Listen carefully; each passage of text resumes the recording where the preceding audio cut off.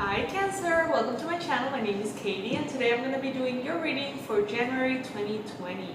It's kind of crazy that we're here. It's the start of a new decade, and before we even get started I want to do a little bit of a disclaimer. My little cat Tao is a little bit hyperactive right now, and I have a feeling that it's very likely he'll be joining us for this reading. I get a feeling he'll be jumping on the table very soon, so if that's the case, I'll probably be editing this video. Well, you'll get a chance to say hi. I know that many of you already know him, and I know that you enjoy his presence here in the channel, so it's alright. Guys, as far as the reading goes, please take what resonates with you, leave the rest. Know that these readings intend to provide some information for you as far as what to expect during the month and how to best handle any situation that may come up. This is the monthly for Cancer. Cancer Collective, Sun, Moon, Rising, and Venus. So today I'm going to be using mainly the Light Seers Tarot. I'm going to be linking the link for these cards below in case you want to get them. They're stunning. They're absolutely stunning. And I'm going to be pulling a lot of different oracle messages as well for you guys. So let's see.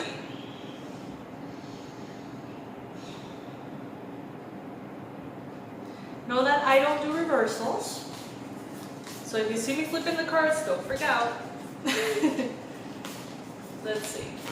First card that we have here is the Moon, crossed by the Hierophant. Recent past, we've got the Three of Cups. I'm going to set up the whole reading first, and then I'm going to go ahead into the messages. Thank you guys so much for being here with me. Thank you for your presence here. The channel is very, very valuable to me. In your mind space, we've got the Seven of Wands. What the universe wants you to know, Hanged Man. In the near future, ooh, the Empress, beautiful. You represented right now, if you were to read one card or the energy that you're emanating is the Hermit right now in the month of January. Your surrounding environment, the Page of Pentacles. Hopes and fears, the Lovers. And the outcome card, the Five of Wands, for which I'm going to be getting a clarifier.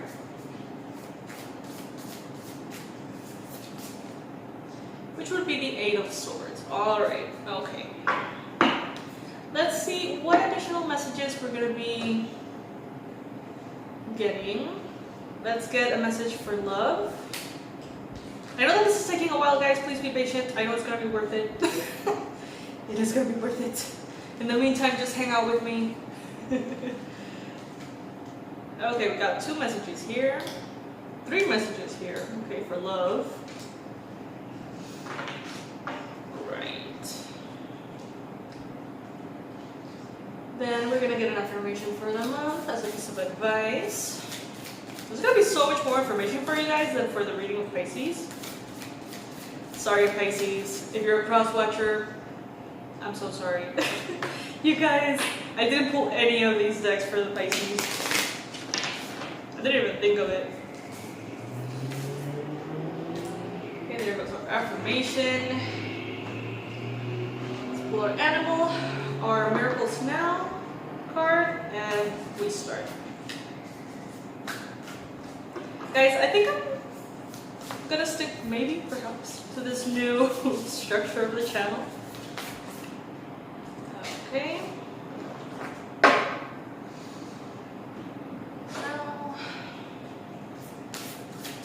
So much information, guys. Jesus.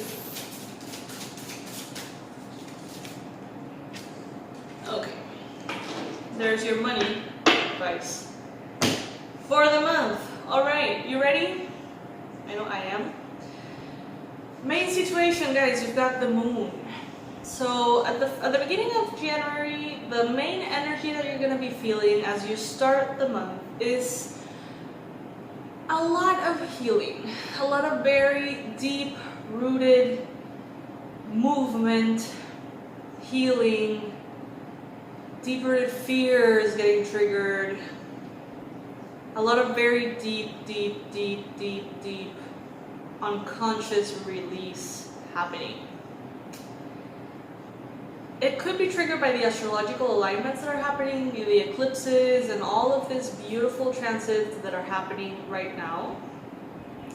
And I feel like you guys are going to be needing to feel grounded, needing to ground yourselves on purpose. You know what I mean? Like, maybe it would be wonderful if you could return to your meditational practice if you have perhaps wandered off a little bit, maybe to your yoga practice, maybe to your rituals that you do to feel like you are centered. Because this could make you feel a little bit like you are in a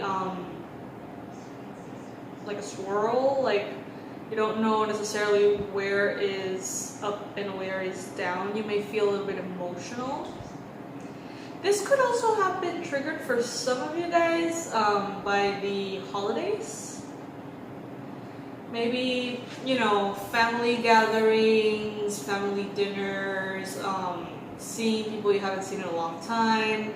For those of you who have lost important members of the family, friends, people that are living elsewhere, you know what I mean, partners, romantic partners. The holidays can be a difficult time sometimes when you realize that the people that you would like to spend the holidays with are not around. So I feel like maybe some Cancers out there are being a little bit triggered by this, to the point in which you feel out of sorts at times. Look at the illustration. I hope that you can see it here. I hope that you can. She's like a mermaid and she's just swirling in the water, just letting herself flow with the currents and with the waves in the full moon.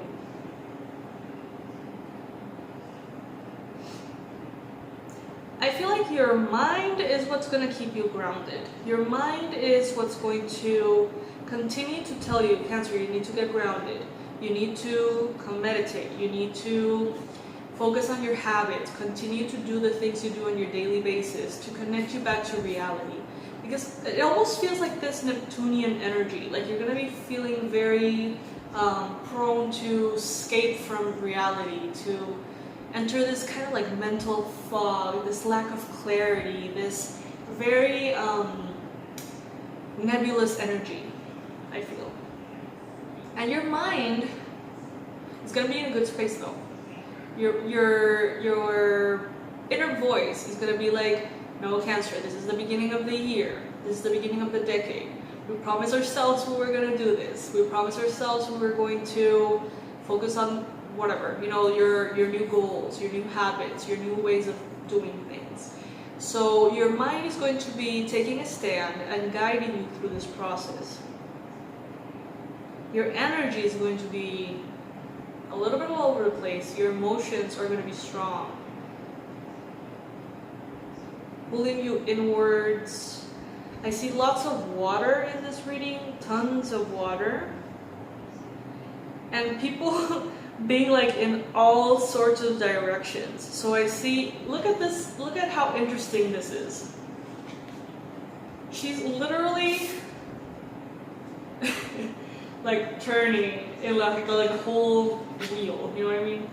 She's just floating, like the whole circle. Her entire body is just like swirling. There's tons of water, tons of color blue, lots of emotions, deep emotions, subconscious things being triggered and like moved. Some days you feel like you're up, some days you feel like you're down.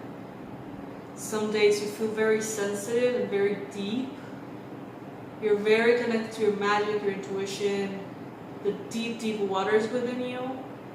And other days you're just, you know, focus more on the solitude of it all, the kind of like sacredness of it all. Other days you feel like you're upside down. Some days you're trying to keep control. Other days you're just like letting it go, letting it flow. So this will definitely be a month for you to allow things to unfold as they need to. The advice and the affirmation for this month is I surrender. So I do feel like it's wonderful to try to keep yourself grounded in your habits, but it is not recommended for you to fight the current. Because as I see here, you're going to be having some emotional days, and some days that emotional environment is going to feel wonderful for you, and other days it is not. And some days you're going to flow with it and it's going to feel great. But the best thing you can do is just understand that every day is going to be different in January, and that's okay. The best thing you can do is get grounded in your daily habits. You know what I mean? Like, maybe you're not going to be able to exceed at work every day, or you're not going to be able to, feel your best. That's fine. As long as, what about every morning when you have your coffee, you do a 2-minute meditation and you go for a 30-minute walk? What if you pick from, right now, what are the habits that you're going to stick to no matter what? Very easy, very attainable habits, things that really are not difficult for you at all. And choose that kind of like morning routine or evening routine or something that keeps you connected to reality. And make those your non-negotiables, and then let everything else slide. Like, let everything else just become whatever it needs to become. And that way you're gonna get that sense of normalcy, and that way you're gonna be able to have your own space within the blender of emotions that you're gonna be experiencing. And when I say this, I don't mean to intimidate you. I don't mean to tell you that this is going to be one of those super crazy months. Not necessarily. This can actually be very mild. It is just going to feel a little scattered and inconsistent. That's what you're going to find this month to feel like, most likely. In your environment, you're going to see that there's a lot of people planting seeds for the future. A lot of people choosing what they want this year to look like. You know what I mean? Like what they want this decade to look like. You're gonna find also that many of the emotions that are getting stirred within you are related to past memories and trauma in regards to romantic relationships. Maybe past relationships that didn't end as beautifully as you would have liked. Maybe past relationships that involved betrayal or heartache, heartbreak, and lies, and things that were very difficult for you to come to terms with. Third-party situations, things that in some shape or form led you to be afraid of love.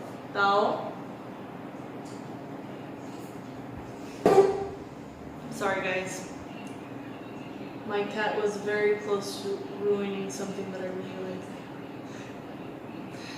He's a little piece of work, but he's so cute. Anyway, what I was saying was that these experiences in love, in some extent, have made you scared of opening up again in love. Maybe they have even convinced you subconsciously that love is something that is very dangerous and that is very unavailable to you.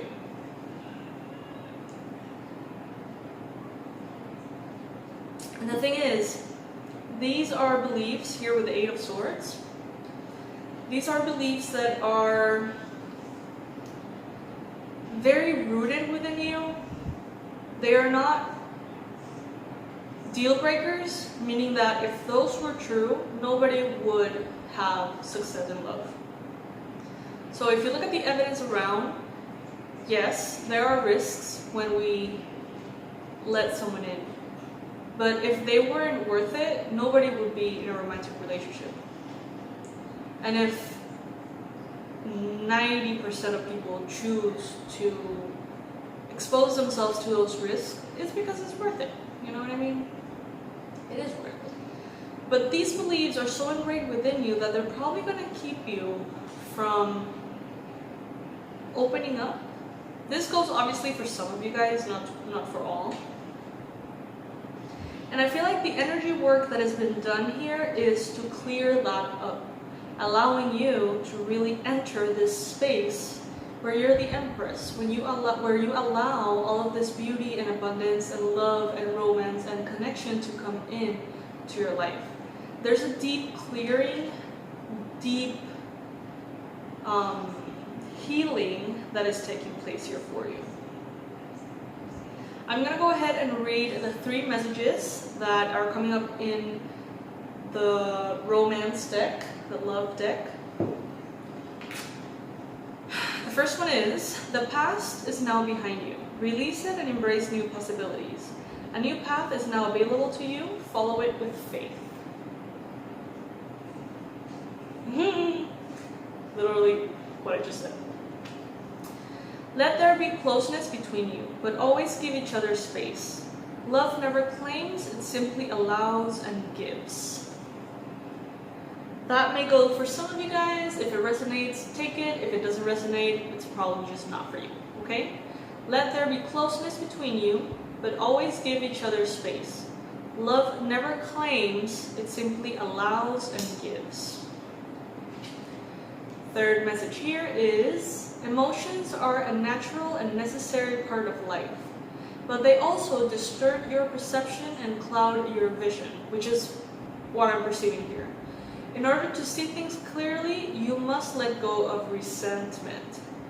Resentment and all of these memories of pain and all of the beliefs that stem from those painful memories. Based on all of those memories, there's a lot of beliefs that are born. Because they betrayed me and that was so painful, that means that I can never trust anyone again. You know what I mean? There's deep unconscious beliefs that are popping up, you know what I mean, from that. So, yeah. Also, the animal message that we have here is bring a gentle touch. Be very gentle with yourself, Cancer. Allow the emotions to inundate you, because they probably will.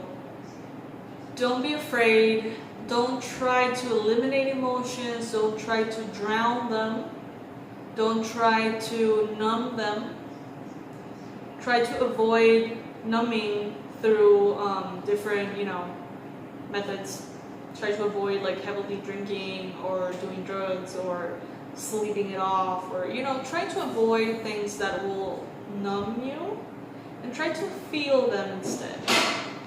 They may not be comfortable, I know, but it is a powerful release that you're doing here, and being gentle with yourself is going to go a long way.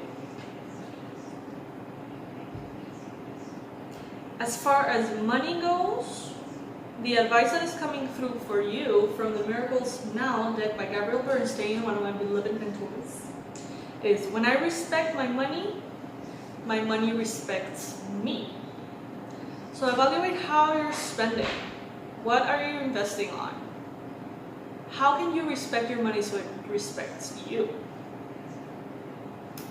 Powerful message, I like it. When I respect my money respects me. Oh my goodness. Tao.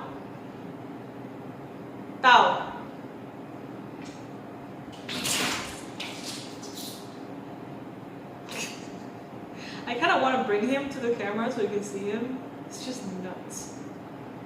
Tao. Anyway. Well guys, this is what I have for you for today. I hope that this reading is helpful for you all. I hope that you can all take a little bit of advice from this reading. Thank you so much for being here with me. Thank you for hanging out. And if you would like to subscribe, please do. I would love to have you here. Know that I'm going to be probably sticking to this longer monthly readings. However, I'm just experimenting with the structure of my channel at this point, so we'll see what happens. Okay? I love you guys. Bye.